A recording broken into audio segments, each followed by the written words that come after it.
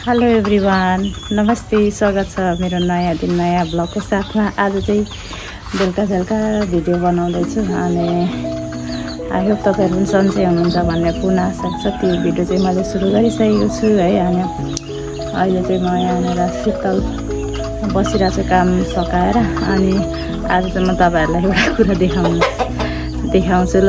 यहाँ हेर्नु न, यो भाले, मेरो एउटा भाले छ कि, यो भालेले चाहिँ चल्लाहरू कति मजाले चराउँछ क्या। उसको माउले चाहिँ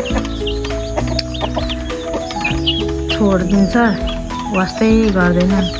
अनि यसले चाहिँ चारोहरू खुवाउने ओर्ने गर्छ क्या।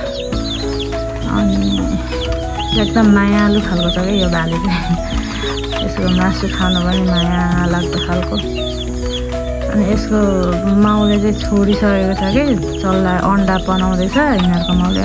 कत्रो गाडा बनाएको नि, गाडा के भन्छ थोरै ठुल्ठुलो गाडा बनाएन। अनि यता छ मकैबारी, यस्तो भइसकेको छ अस्तिको मकैबारी, हाम्रो मकैबारी जस्तो भएको छ। अनि यहाँनिर छ फेरि चल्ला अर्की नामको छ।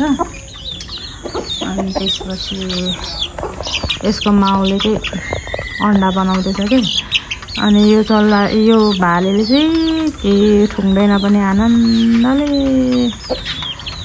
बच्चाहरूलाई चराउँछ केही नगरिकन। अनि यसले चाहिँ यसरी चराउँछ चल्लाहरू। अनि हाम्रो आपाले चाहिँ यहाँ चल्ला बेच्नु हुँदैछ यहाँनिर।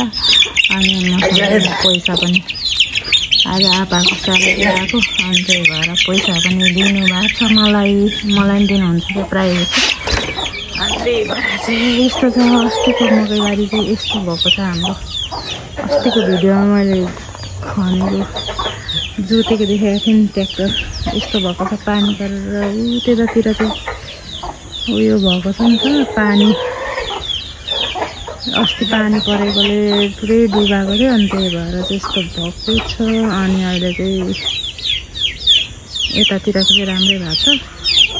अनि हाम्रो रुख पनि यत्रो भइसकेको छ, रुख यस्तो भएको छ। अनि आजको मौसम चाहिँ यस्तो छ, निलो आकाश पुरै निलो भएको छ यता। अनि अब यस्तै छ साथीहरू। अब चाहिँ अहिले एकछिनतिर म तपाईँहरूलाई देखाउँछु के गर्छु भनेर। ल है त साथीहरू, यस्तै